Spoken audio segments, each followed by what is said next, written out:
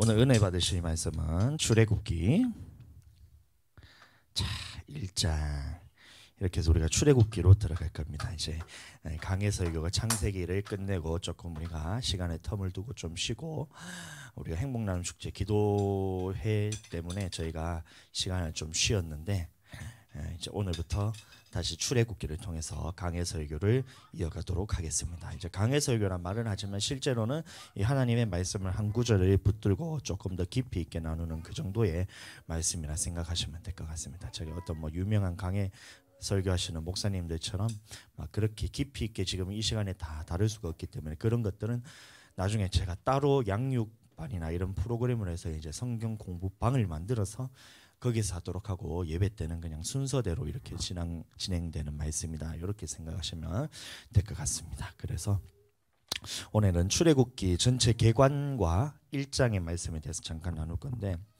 먼저 출애굽기라는 말의 뜻이 뭐냐면 엑스 호도스라는 말이 합쳐져서 호도스란 말은 뭐냐면 애굽이란 말이고 이 엑스란 말은 무엇이냐면 빠져나가다 이런 뜻이에요. 그래서 엑소더스라고 이제 주로 우리가 영어로는 많이 하는데 그 의미가 뭐냐면 애굽에서 나오다 이런 뜻입니다.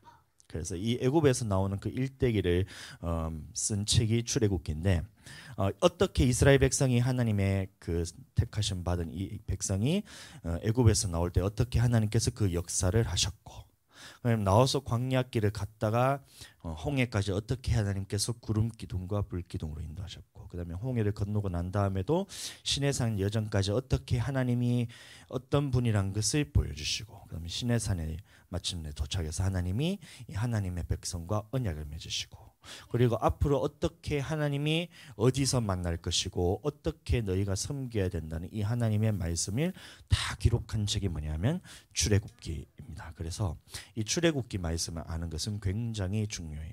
또 이 출애굽기의 핵심 내용은 뭐냐면 이제 구속사에 관한 내용입니다. 이 구속사는 뭐냐면 어떤 한 영혼을 하나님께서 구원해 가시는 그 일련의 과정을 구속사라 그러는데 이 성경 안에는 모든 성경이 하나님의 구원에 관하여 말하고 있는 책이라서 모든 성경이 다 구속사적 관점으로 봐야 되지만 특히 출애굽기에 보면 이 하나님이 우리가 죄에서 건지어 내셔서 어떻게 하나님 나라로 들어갈 수 있는 그 방법에 대해서 세하게 기록된 것이 바로 이 출애굽기입니다. 그래서 우리가 이 출애굽기만 잘 알아도 이 구원에 대해서는 절대 흔들리지 않는 그런 믿음을 가질 수 있는 책이기 때문에 이 말씀이기 때문에 다루는 것은 굉장히 중요합니다. 출애굽기 나오는 이제 주요 사건들이 있는데요. 그 무엇이냐면 이제 먼저는 10가지 재앙이 있고 그 다음에 홍해를 건너고 홍해로부터 시내산 여정까지 어떻게 하나님이 자기를 나타내시는 부분이 있고 그 다음에 시내산에서 하나님의 율법을 받고 그 다음에 율례, 생활 율례법 성막을 어떻게 지어야 되고 그 다음에 제사장을 어떻게 해야 되는 이런 말씀들이 그 시내산에서 선포가 되고요. 이 첫 번째 두 돌판을 받았을 때 이스라엘 백성이 금송아지 사건으로서 우상 숭배를 해서 이제 모세 그 돌을 던져서 깨뜨려서 두 번째 돌판에 또 받고 그 다음에 성막을 어떻게 지으라는 하나님의 말씀을 듣고 두 번째 돌판을 받은 후에는 그 이스라엘 백성들이 성막을 지어서 마지막에 40장에는 이 성막을 봉헌하는 장면으로서 출애굽기가 끝이 납니다. 그러면 나머지 모세 오경에는 뭐냐면 창출, 레위기, 민수기, 신명기에는 무슨 말씀이 있냐면 민수기는 이 시내산에서 내려와서 광야길을 38년 동안 돌아가는 그 광야길에 대한 내용이 민수기에 담겨 있고 신명기에는 이 하나님께서 말씀하신 시내산에서 말씀하신 이 언약에 대해서 모세가 마지막에 유언을 통해서 세 가지 유언을 통해서 마지막으로 다시 한번 정립하는 것이 신명기에 담겨 있고 레위기에는 이 하나님께서 시내산에서 말씀하셨던 그 말씀이 어떤 부분인가에 대해서 자세하게 기록된 책이 레위기에 다 담겨 있습니다. 그래서 이 창세기부터 신명기까지 이 5책을 모세오경이라 그러는데 이 모세오경에 대해서 나머지 그러면 모세오경 이후에 보면 뭐죠? 그러면 여호수아부터 말라기까지는 어떻게 하나님이 말씀하신 대로 백성들이 살았느냐 아니면 어떻게 하나님이 말씀하신 대로 살지 못했느냐에 대한 그 기록을 다 담고 있는 것이 바로 이제 여호수아부터 말라기까지가 그렇게 되어 있는 겁니다. 그래서 출애굽기는 오늘날 우리에게도 이 말씀이 하나님이 하신 이 말씀이 오늘날 우리에게도 동일하게 적용이 되느냐 아니면 적용이 되지 않느냐에 대해서 이 신학적으로 굉장히 논쟁들이 많아요. 어떤 사람들은 구약에 있었던 이 하나님이 주신 이 율법이 예수님으로 끝났다 해서 그것을 버린 사람도 있고, 어떤 사람은 그것들이 지켜도 되고 안 지켜도 되지만 이왕이면 지키면 좋다 이렇게 생각하는 사람이 있고, 또 어떤 사람은 이것을 우리가 반드시 지켜야 된다라고 이렇게 생각하는 사람들인데, 저희는 세 번째 견해에 저는 동의를 하기 때문에 오히려 하나님께서 말씀하신 이제 출애굽기 할 때 이 나오는 선포하신 계명의 말씀, 율법의 말씀보다 더하여서 우리는 마음의 법까지도 다 지켜야 된다는 이 하나님의 말씀에 대해서 저는 그렇게 믿고 우리가 신앙생활을 해나가는 거예요. 그러니까 여러분들도 어떠한 목사님을 만들고 어떠한 담임 목회를 만나느냐에 따라서 여러분의 신앙이 색깔이 다 달라요. 은혜를 강조하는 사람들이 대부분 보면 뭐냐면, 구약에서 있었던 그 율법은 이제 율법의 시대가 끝났고 신약에 와서는 이제 하나님의 사랑으로서 은혜의 시대이기 때문에 율법은 없어졌다, 그리고 율법 지킴으로 통해서 천국 가는 게 아니다라고 이렇게 굉장히 강조를 많이 하고, 우리의 삶에 있어서는 그것은 그냥 서비스로, 구원은 받았으니까 일단 받은 거고 나머지는 서비스로 신앙생활하는 그런 모습들을 보게 되는데, 그렇게 되면 결정적인 순간에 우리는 믿음을 포기하게 됩니다. 여러분들, 하나님의 은혜에 대해서 강조하는 것이 물론 좋고 하나님의 사랑에 대해서 강조하는 것이 좋지만, 이 사랑만 강조하고 은혜만 강조하게 되면 어떻게 되냐면, 우리가 하나님의 말씀에 있어서 지키는 부분에 있어서 내가 이것을 외식하게 돼요. 하나님의 심판과 하나님의 진노하심에 대해서 전하지 않으면, 공의에 대해서 전하지 않으면 하나님이 심판을 하지 않는다는 말씀으로 우리가 오해하게 되기 때문에 말씀을 들을 때마다 우리는 외식하게 됩니다. 하나님의 말씀을 들었음에도 불구하고 그냥 진짜 나는 구원받았으니까 일단 자격은 천국에 들어가지만 나머지 부분에서 내가 하나님 앞에 서비스로 내가 신앙생활을 해준다, 이렇게 되는 거예요. 그렇게 되면 어떻게 되냐면 하나님의 자리에 내가 서는 것과 똑같잖아요. 그러니까 우리는 그렇게 하지 않고 이 말씀에 대해서는 우리는 반드시 지켜야 된다. 하나님께서 나오시는 입에서 나오는 모든 말씀을 우리가 지켜야 된다는 이 하나님의 말씀을 믿고 살아가는 신앙생활이 우리 교회가 추구하는 방향이고, 물론 뭐 다 지키면서 살아가려고 하더라도 못 지키는 부분에 대해서는 우리가 어떻게 할 수가 없으니까 이거는 다시 돌이키고 회개해야 되는 부분이고, 그러나 기준은 항상 하나님께서 우리에게 말씀하신 이 캐논은 변함이 없다는 것, 하나님께서 우리에게 요구하시는 그 기준은 항상 명확하게 말씀이라는 것을 기준으로 두고 살아가야 된다라는 이 메시지를 전하는 것은 다른 문제인 겁니다. 물론 하나님의 말씀대로 살다가 못 사는 경우가 있어서 그런 사람들도 천국 가나요? 물어봤을 때는 우리는 대답을 어떻게 할 수밖에 없냐면 천국 갈 수도 있어요. 근데 방법이 뭐냐면 그 부분에 대해서 돌이켜서 다시 하나님께로 돌아오면 천국 갈 수 있습니다. 이건 거예요. 한번 온몸을 씻음 받은 자들은 나머지는 손발만 씻으면 된다고 말씀하셨기 때문에, 우리가 구원받은 사람은 이 죄의 부분에 있어서 더러워졌을 때는 날마다 씻어서 그것을 깨끗하게 해야 될 의무가 있다는 거예요. 그러니까 죄를 짓더라도 다시 돌이켜서 하나님 앞으로 나아간다. 그런 사람은 천국 갈 수 있지만, 이런 사람이 있는 거예요. 하나님의 말씀엔 그렇지만 나는 이 말씀대로 살지 못해서 나는 오늘도 넘어졌는데 이게 더 이상 내가 죄로 느껴지지 않는 거예요.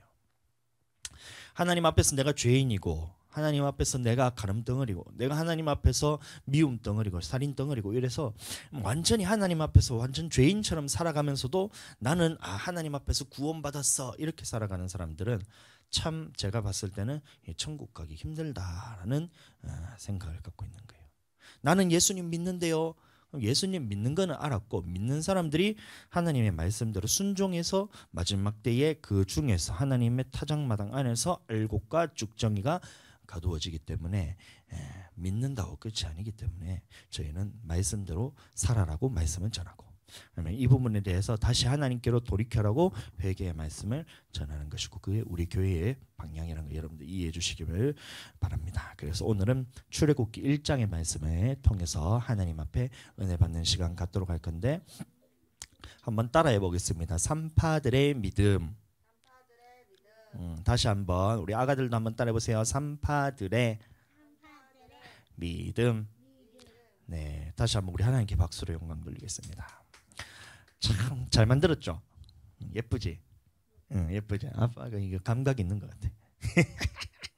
엄마는 이거 딱 보더니만 뭐더라 저거? 캐모마일. 웬 캐모마일이냐고 촌스럽다고. 겨울이라고 꽃 처음에는 벚꽃 해놨더니만 촌스럽다고 바꿔래가지고 제가 열심히 제가 인터넷 다 찾아가 그림까지 다 해가지고 배경까지 쫙 해갖고 이 편지지를 내가 만들었는데 촌스럽다고. 야, 진짜 은혜의 말을 저렇게 하고 있어요. 산파들입니다. 이 말씀을 우리가 함께 나눌 텐데 이 산파들이 어떠한 믿음을 가졌느냐 이거에 대해서 우리가 함께 나누도록 하겠습니다. 콧구멍 파는 거는 믿음이 아니에요. 코 파지 마세요. 코 파지 마세요. 코 파는 거 입에 집어넣지 마세요.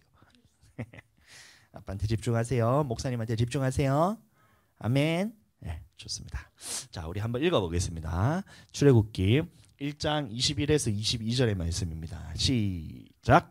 그 산파들은 하나님을 경외하였으므로 하나님이 그들의 집안을 흥왕하게 하신지라. 말이 좀 어렵지만 경외라는 말은 뭐냐면 하나님을 두려워할 줄 알고 하나님을 공경할 줄 아는 것이 경외입니다. 다시 뭐라고요? 하나님을 두려워할 줄 알고 무서워할 줄 알고 하나님을 또 공경하는 것이 뭐냐면 경외입니다. 경외. 산파들은 경외하는 마음을 가졌다는 거예요. 자, 보세요. 다음 말씀 보겠습니다. 이 배경에 대해서 먼저 보면 이런 거예요.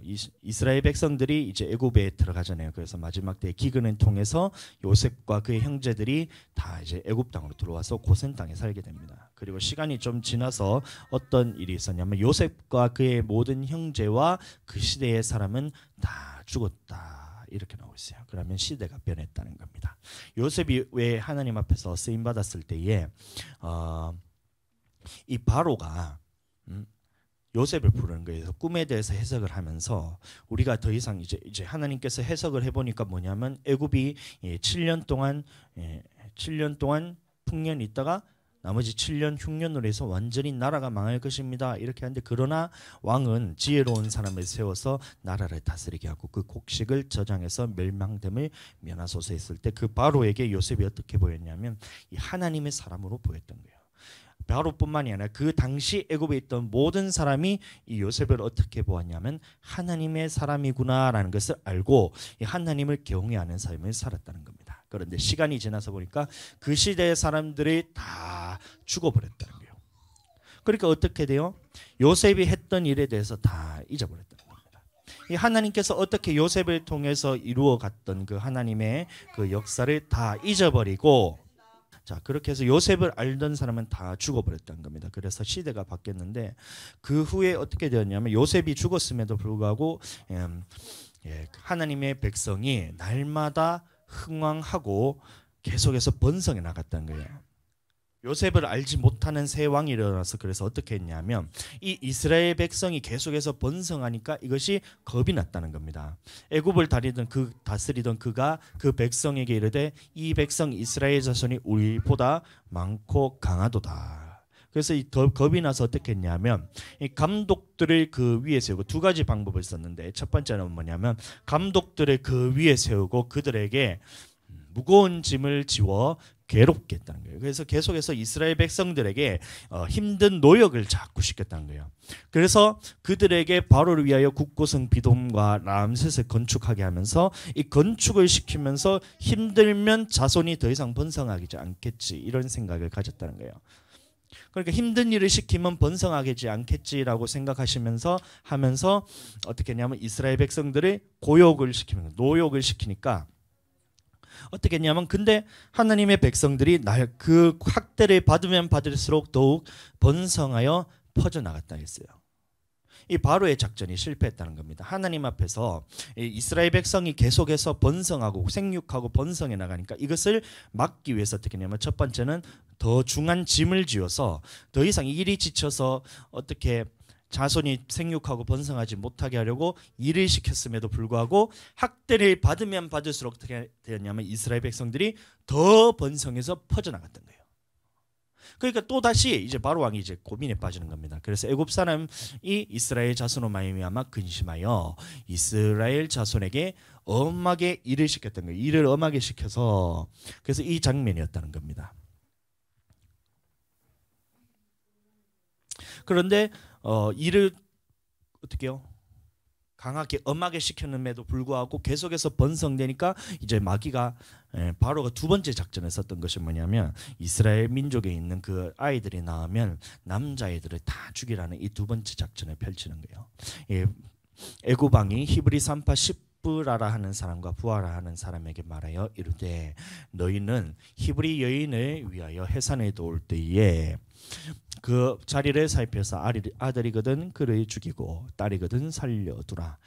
그러나 산파들이 하나님을 두려워하여 애굽 왕의 명령을 어기고 남자아기들을 살린지라. 이렇게 나오고 있습니다. 애들 때문에 지금 집중이 안 돼가지고 제가 건너뛰었는데 이 배경에서 보면 형제들이 죽고 알지 못하는 왕이 새로 이제 부임을 해서 이제 왕이 됐다 했잖아요. 근데 알지 못한다는 이 뜻이 무엇이냐면 이제 요셉이 했던 일은 몰랐던 것이 아닙니다. 요셉이 했던 일이 불과 2세대, 3세대 전이거든요. 그럼 그 일에 대해서 구전으로 계속해서 전해 들었음에도 불구하고 그것을 알기 싫어했던 왕이에요. 다시 말하면 하나님이 하신 일을 알기 싫어하는, 알려고 하지 않는 왕이 일어나서 그 이스라엘 민족을 핍박하기 시작했다는 겁니다. 그럼에도 불구하고 이 요셉이 형제들이 생육하고 번성한 것은 정말 하나님의 은혜였어요. 여러분들 70명이 이제 애굽으로 들어갔는데 이 70명이라는 인구가 4대 만에 거의 200만 명이라는 가까운 숫자로 불어나는 그런 하나님의 역사가 있었다는 겁니다.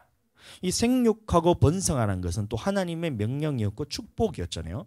복을 주시며 생육하고 번성하라 했는데 이 생육하고 번성하는 이 하나님의 은혜가 날마다 넘쳤다는 거예요. 그런데 이 하나님의 은혜가 넘치는 곳에는 어떻게 됐냐면 이 세상에는 미움의 대상이 됐다는 겁니다.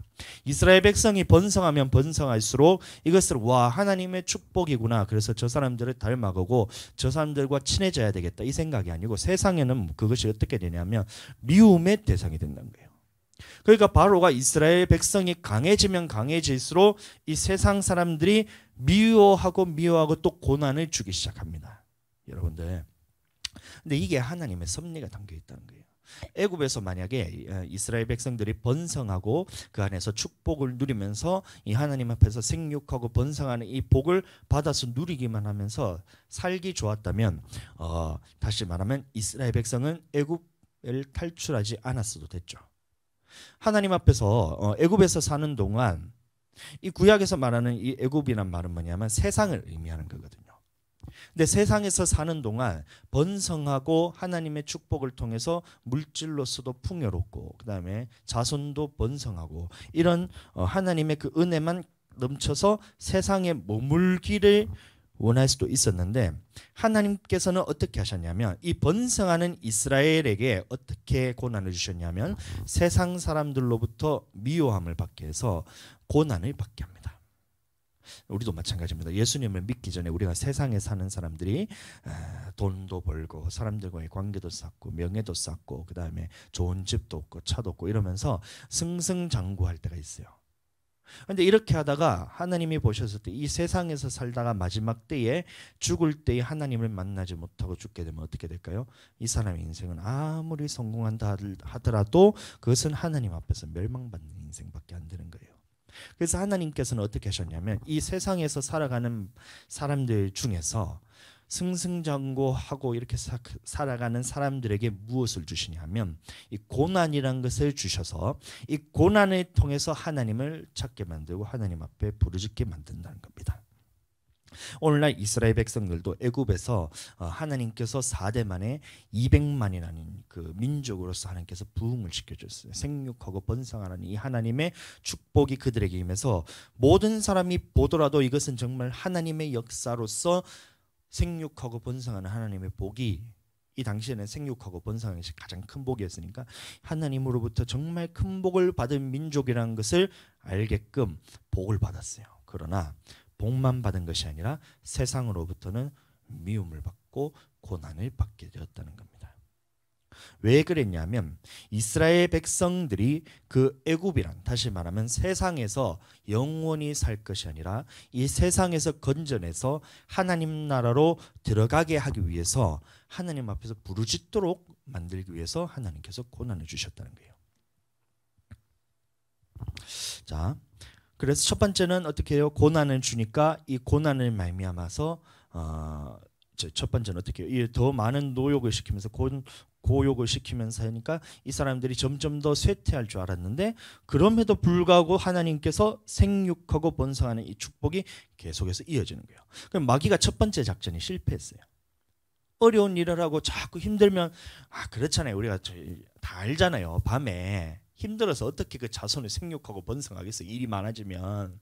그러니까 일을 자꾸 시키면 이게 더 이상 생육하고 번성하지 못하겠지라는 생각을 가지고 고난을 주고 이렇게 더 일을 시켰는데 더 번성하니까 이제 마귀가 두 번째 작전에 썼는 것이 뭐냐면 아들이 태어나면 죽이라, 이런 말을 했다는 거예요. 여러분들, 그러면 우리는 이 말씀을 들었을 때 생각해 봐야 되는 겁니다. 마귀가 노리는 것이 뭐냐면, 이 바로가 노리는 것이 뭐냐면 그 아들을 죽이는 것이 그냥 그 목적이 아니고, 이 아들을 죽임을 통해서 어떤 목표를 가지고 아들을 죽이게 됐냐면 이 하나님의 백성이 번성하는 것을 막기 위해서 마귀가 작전을 썼다는 거예요.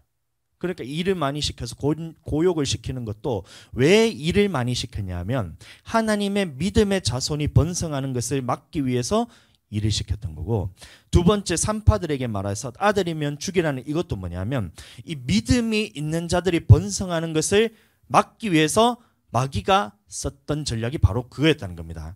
자, 그럼 오늘날도 마찬가지죠. 마귀는 오늘날도 믿는 자손들이 번성하는 것은 마귀가 가장 싫어하는 거예요. 그러니까 사람들의 생각에 무슨 생각을 집어넣냐면, 자, 번성하는 것은, 너희가 생육하고 번성하는 것은 하나님의 뜻이 아니야. 너희가 일이 많음을 통해서, 일이 많잖아. 해야 될 일이 얼마나 많아. 너희가 하고 싶은 일이 얼마나 많아. 그리고 자녀가 태어나면, 아들이 태어나고 딸이 태어나면 그것을 위해서 너희가 헌신하고 투자해야 될 것이 얼마나 많아. 그것은 하나님의 뜻이 아니야. 그것은 하나님의 뜻이 아니고, 생육하고 번성하는 것이 뜻이 아니고, 너희가 살아가는 대로 잘 먹고 잘 사는 것이 하나님의 뜻이야. 결혼도 하지 마. 결혼 왜 해? 결혼하면 우리가 해야 될 것들 다 포기해야 되잖아. 응? 여자로서 그 젊음의 날은 너희가 누리고, 왜 그거를 누려요? 결혼하려고 누리는 건데. 자기를 꾸며가지고 뭐 하려고 그렇게 꾸며요? 외간 남자들한테 잘 보이려고? 왜 이렇게 꾸며야 돼요? 응? 믿는 남자라 이게 잘 보여가지고 결혼을 해가지고 생육하고 번성하기 위해서 꾸며야 되잖아요. 근데 이거는 딱 가려놓고 젊은 날을 누려야 되기 때문에 너희가 이렇게 결혼을 하게 되면 이제 너는 끝장났어. 그러니까 결혼하지 마. 남자도 마찬가지. 너도 젊은 날에 네가 해야 될 일이 얼마나 많아. 하고 싶은 일이 얼마나 많아. 너는 꿈도 있고 비전도 있잖아. 근데 결혼을 하게 되면 어떻게 되냐면 너 그거 다 내려놔야 돼. 자녀가 태어나잖아. 한 명 태어나면 너는 그냥 너희 아침에 이제 일어나서 출근하잖아. 그럼 퇴근하고 집에 들어오면 너는 다시 육아 출근해야 돼. 육아 출근하고 육아가 끝나고 다시 자고 난 다음에는 너는 다시 자고 일어나서 또 출근 준비를 해야 돼. 출근했다가 퇴근해서 또 출근하고 또 출근해서 다시 육아 퇴근하면 넌 다시 출근해야 돼. 너 인생은 없어. 끝이야. 그러니까 결혼하지 마. 이래 되는 거예요. 사람들이, 믿음의 사람들, 믿는 자들도 똑같이 생각하는 겁니다. 하나님께서는 결혼이라는 것을 우리에게 축복이라 하셨고, 생육하고 번성하는 것에 대해서는 우리에게 축복이라 하셨어요. 그리고 그 번성을 믿는 사람들끼리 그 결혼이라는 울타리 안에서 생육하고 번성하는 것은 하나님의 축복입니다. 그래서 결혼 제도도 하나님께서 마련해 주셔서, 그래서 우리가 자녀를 놓고 결혼을 하는 것은 하나님의 축복이에요. 그런데 세상 사람들을 비롯해서 세상 사람들이 먼저 이것을 장악을 하는 거예요. 결혼하는 것은, 자, 네가 해야 되는 것은 다 포기하는 것이고, 사회가 너에게 그것을 강요하지 못하도록 네 스스로를 지켜라고 하지만, 실제로는 뭐냐면 하나님의 생육하고 번성하는 축복을 막기 위한 마귀의 전략인 겁니다. 그래서 첫 번째는 결혼하지 말라고. 그러면 결혼한 사람들에게는 어떻게 해요? 자녀를 낳지 마. 결혼까지는 해도 돼. 결혼하는 것을, 그래, 좋아서 결혼하는데 어떡하겠냐. 결혼 안 했으면 제일 좋겠지만 결혼했으면 어쩔 수 없지. 그런데 자녀는 낳지 마. 믿음의 자녀를 꾸리는 생각하지 마. 하나님이 보셨을 때 봐봐, 네가 힘들어하는 걸 하나님께서 원하시겠어? 자녀 낳지만 네 애들 알을 놓는 순간 너는 인생은 끝이야. 모든 카메라 핸드폰만 봐봐. 핸드폰 사진을 저장해 놓은 걸 봐봐. 결혼 전에는 아내 사진, 그다음에 그 여자친구 사진, 결혼하고 난 다음에 아내 사진을 이렇게 도배하고 있다가 자식 태어난 사람 사진 첩을 한번 보고 다 애기들 사진밖에 없다고. 다 거기 매여서 살아가면서 네 인생 다 포기해야 돼. 여자로서의 인생은 끝났어. 남자로서의 인생은 끝났어. 이러면서 자녀 태어나지 않도록 끝까지 막는 것이 마귀의 전략인 겁니다. 믿는 자는 그럼 어떻게 해야 돼요? 하나님께서 이 결혼이란 것을 남자와 여자를 창조하셔서 서로 하나 되게 하시면 뭐냐면 경건한 자손을 얻기 위함이라고 말씀하셨는데, 그러면 믿는 자들이 자녀를 안 낳으면 도대체 경건한 자손을 어떻게 낳냔 말이에요. 이 당시에 바로가 히브리 민족에 있는 아들을 죽이라 했는 것과 똑같은 겁니다. 그 당시에 아들을 죽이라 했는 것이 그냥 히브리에서 요셉을 알지 못하는 왕이 바로가 일어나서 믿는 자들을 죽이라 한 것 같지만 그것이 아니고, 그 목적이 아까도 말했다시피 일을 많이 하게 하는 것도 똑같이 이 민족이 하나님의 백성이 불어나는 것에 대한, 하나님의 백성이 창대하게 또 생육하고 번성하는 것을 막기 위해서 마귀가 썼던 전략이 일을 많이 시키는 거잖아요. 그것과 마찬가지로 이 첫째 남자가 태어났을 때 죽이라, 이 말이 뭐냐면 생육하고 번성하여서 하나님의 백성이 이 땅에 창성하게 되는 것을 막기 위한 마귀의 전략이라는 겁니다. 오늘날도 마찬가지. 하나님의 백성이 결혼을 했을 때 물론 우리가 경제적으로 또 우리가 또 이런 부분에서 많은 것들을 헌신해야 되고 포기해야 되고, 그다음에 자녀라는 부분에 대해서 내가 진짜 지금 제가 아들이 둘이잖아요. 아들 둘이 있는데 진짜 하나 낳았을 때는 예를 들어서 막 10개쯤 힘들다면 둘을 낳으니까 20개가 힘든 게 아니고 한 100개가 힘든 것 같아요. 100배로 힘들어요. 근데 그 가운데서 하나님께서 주시는 그 아버지에 대한 사랑과 하나님께서 주시는 그 이해관계라는 것이 있잖아요. 아버지가 어떤 분이라는 것에 대해서 내가 이해하게 되고, 그 다음에 자녀가 아플 때, 그 다음에 자녀가 이런 뭐 애교 부릴 때 이런 것들 있잖아요. 그거 보면 하나님께서 나를 보고 어떻게 이런 생각을 하셨구나 하면서 내가 자녀로서 하나님 앞에서 받는 그런 이제 감각도 생기고, 내가 아비로서 하나님에 대한 이해하는 부분도 생기고, 이러면서 힘든 것보다 얻는 것이 훨씬 더 많아요. 훨씬 더 100배, 1000배 더 많아요. 100 힘든 게 100이라 치면 그보다 얻는 것은 1000배, 10,000배 더 많은데 마귀는 이것을 싫어한다는 거예요. 여러분들 속지 마세요.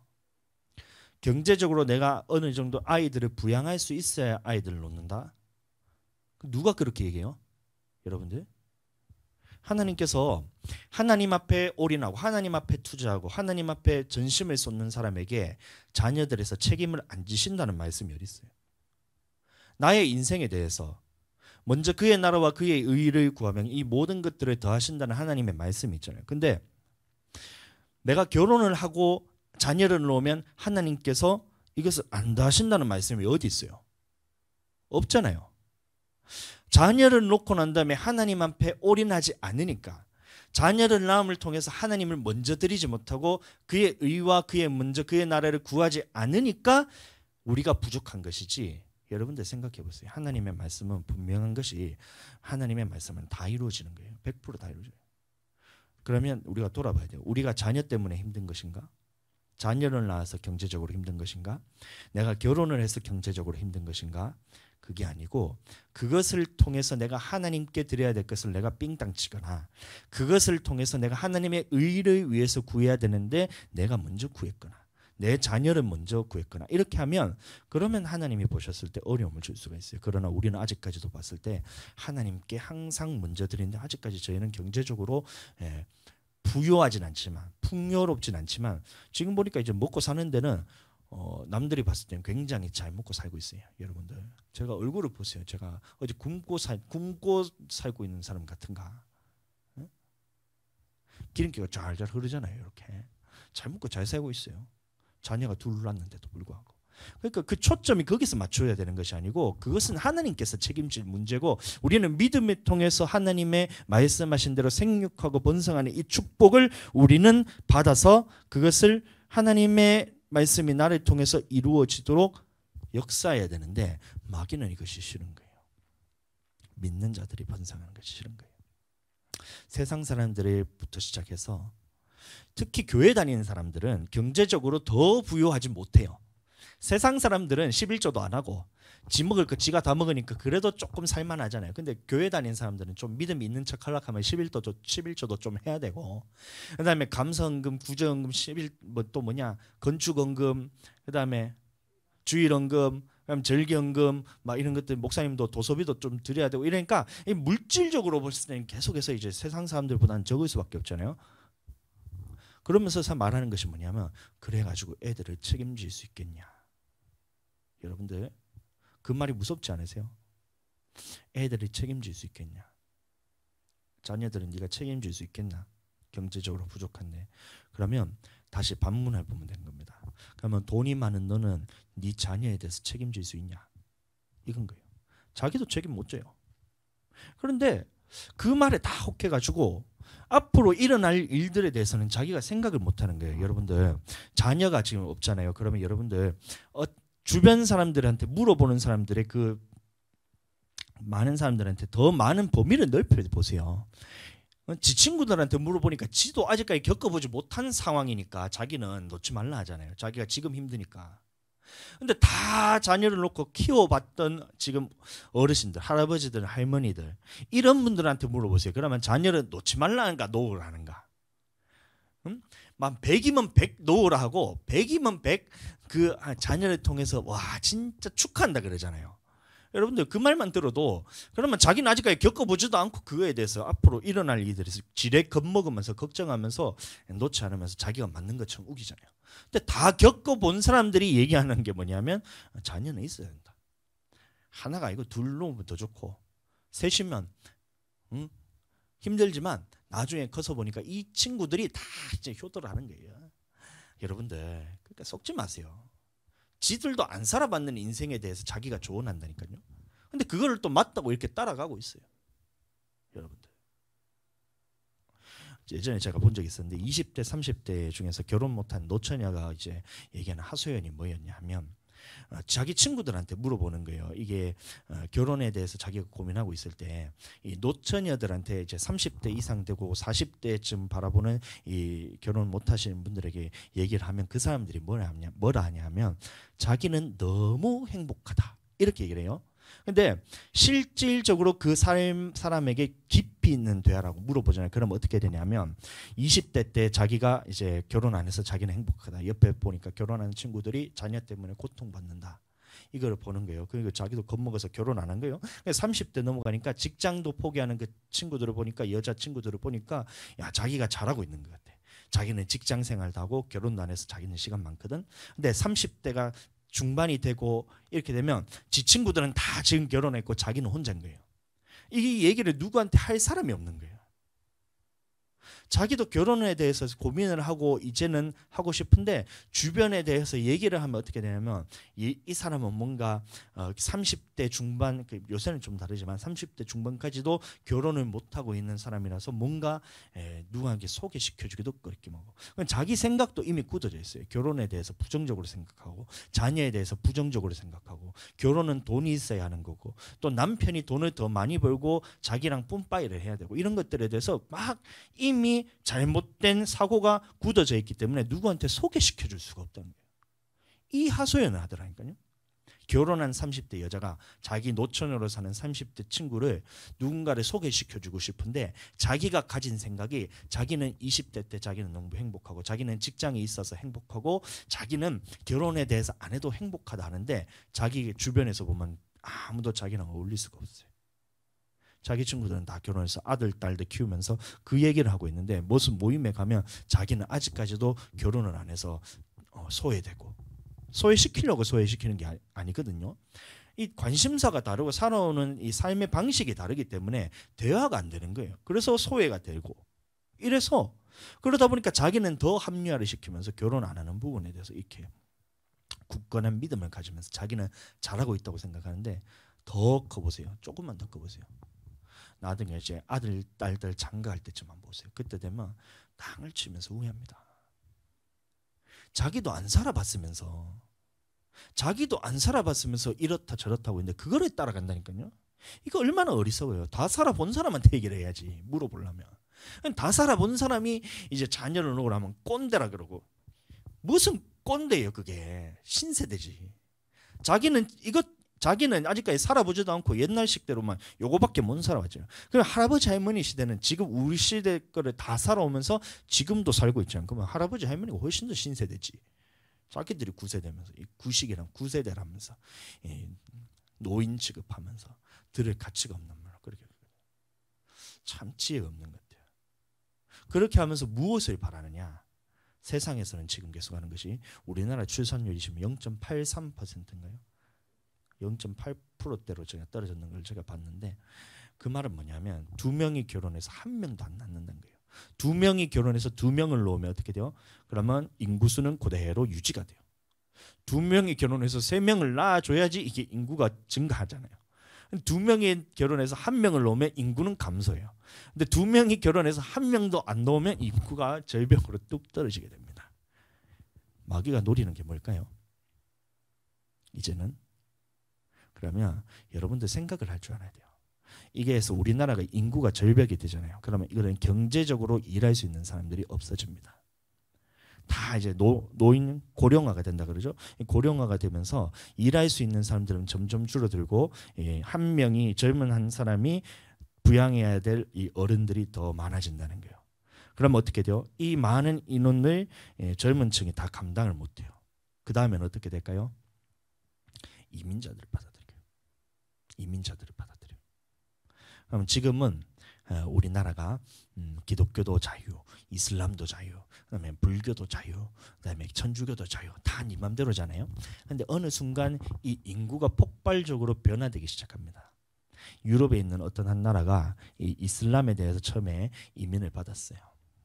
경계에 대해서 몰라서 그냥 자기는 진짜 하나님 앞에서 희생하는 마음으로 또 이 사람을 또 구원하기 싶은 이 정말 선한 마음으로서 이민자를 다 받았어요.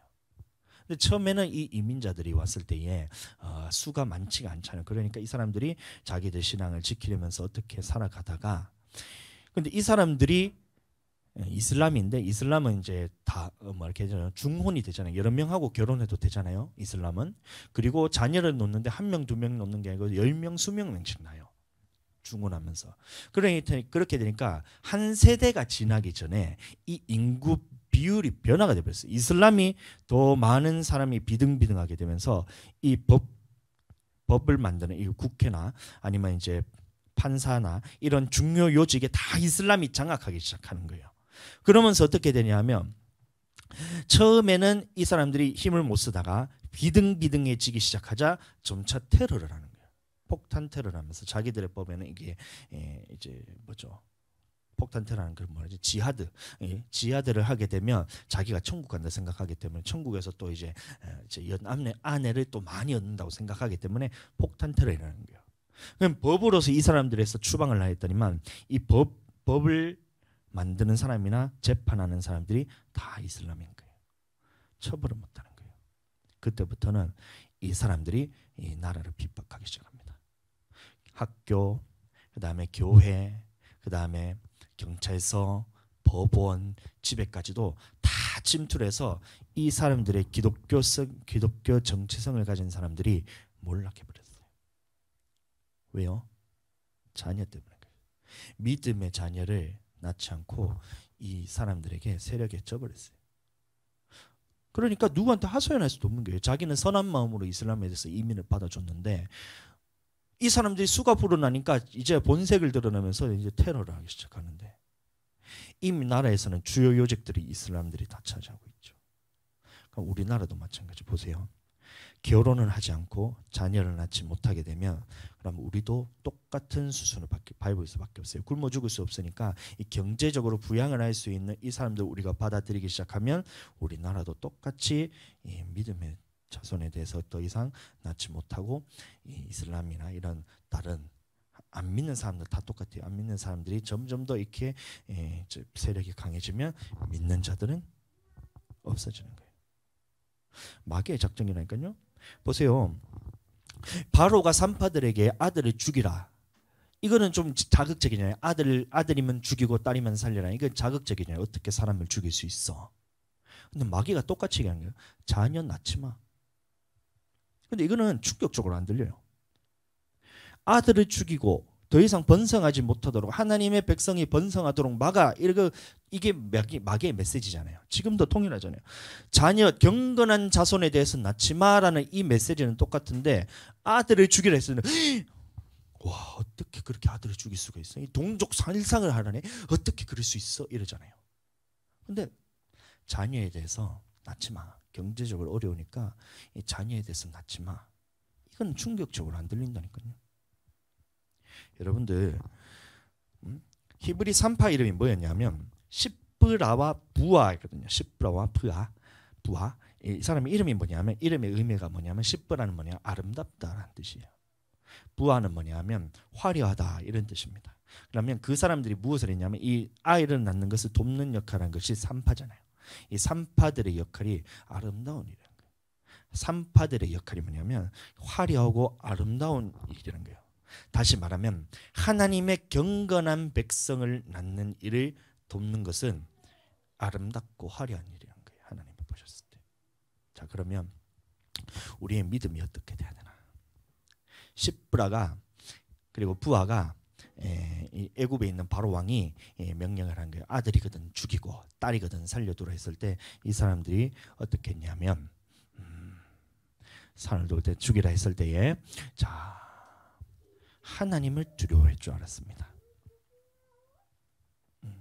하나님을 두려워하여서 자 보시겠습니다.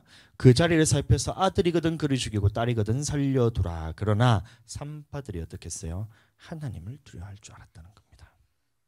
하나님을 두려워하여 애굽 왕의 명령을 어기고 남자기들을 살린지라. 그러면 우리도 똑같습니다. 마귀의 작전은 똑같아요. 그때나 지금이나 믿는 자들에 대해서 말살시키기 위한 작전은 똑같습니다. 세상에 있는 그 권세로서 우리에게 미혹을 하는 것일 수도 있고 실질적인 그 문화가 자꾸 해서 바뀌어가요. 이 문화를 통해서 자녀가 낳지 못하는 환경이라고 자꾸 얘기를 하는데 여러분들 지금만큼 자녀를 낳기 좋은 환경이 있어요. 여러분들 조선시대 애들 낳아볼 거예요 지금.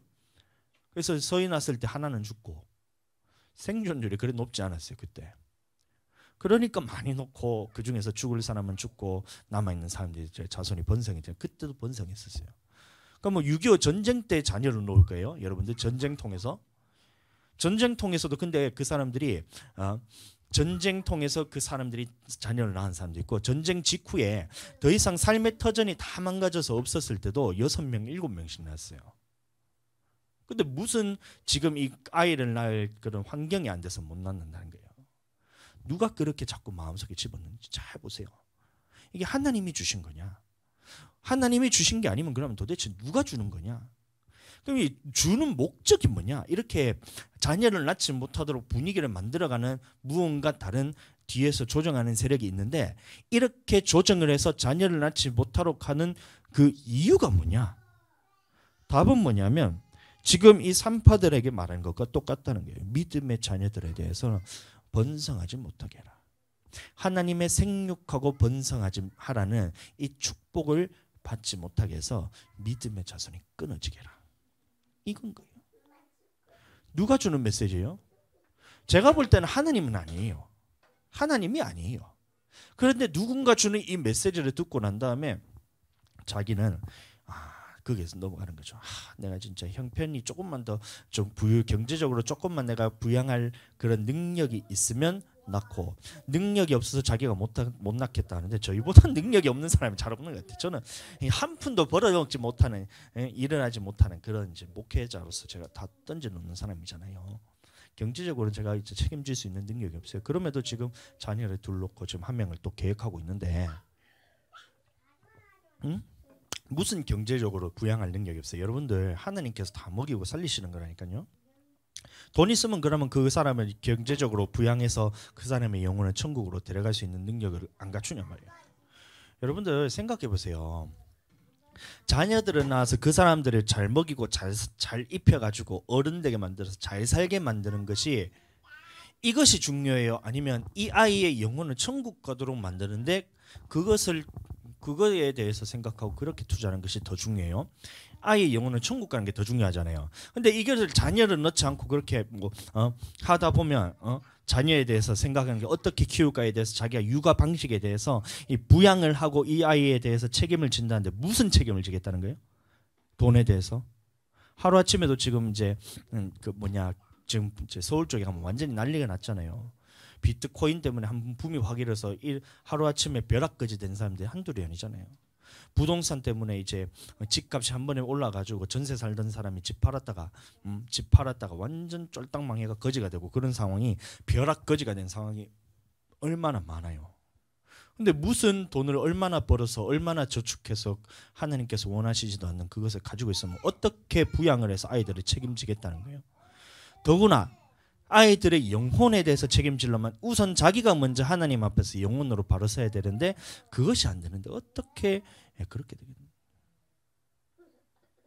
여러분들 중요성에서 한번 보세요. 자녀 하나님께서 주시는 것이 축복이라는 것을 여러분들 잘 이해하셔야 됩니다.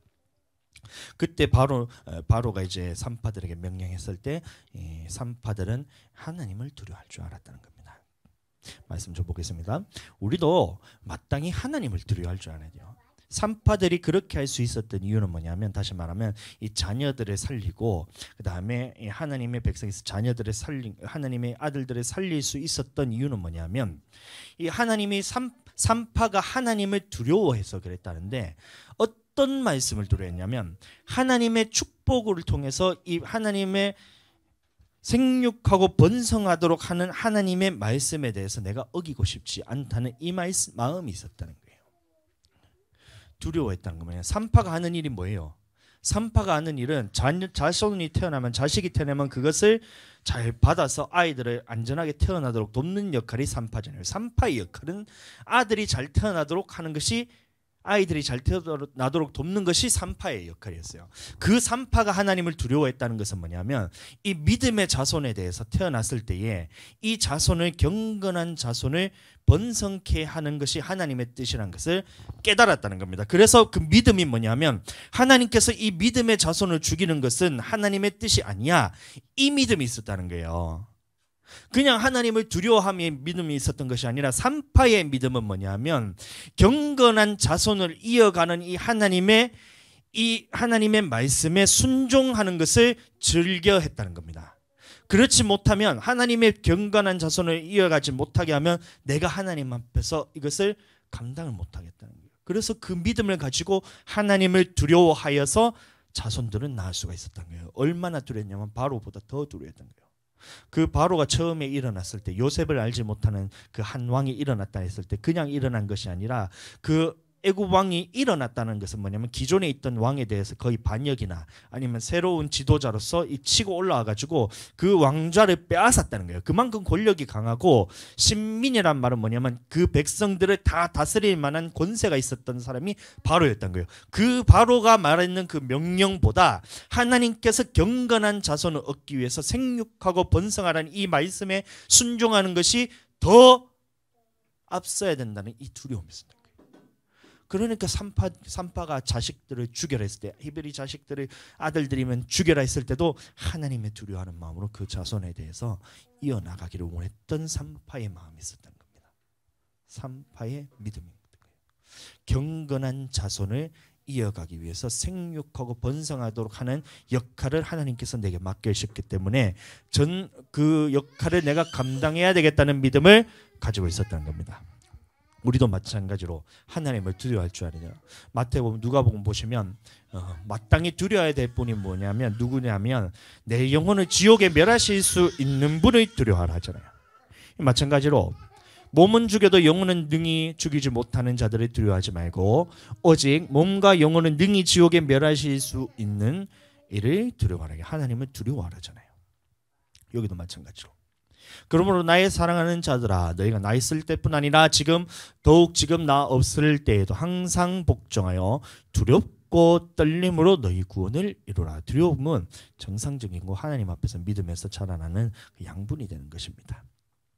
자, 그래서 산파에게 이제 애굽 왕이 이제 오는 거예요. 바로가 와가지고 산파들에게 묻는 겁니다. 그들에게 이르되 너희가 어찌하여 이같이 남자 아기들을 살렸느냐 이렇게 했을 때 산파의 대답이 정말 걸작입니다.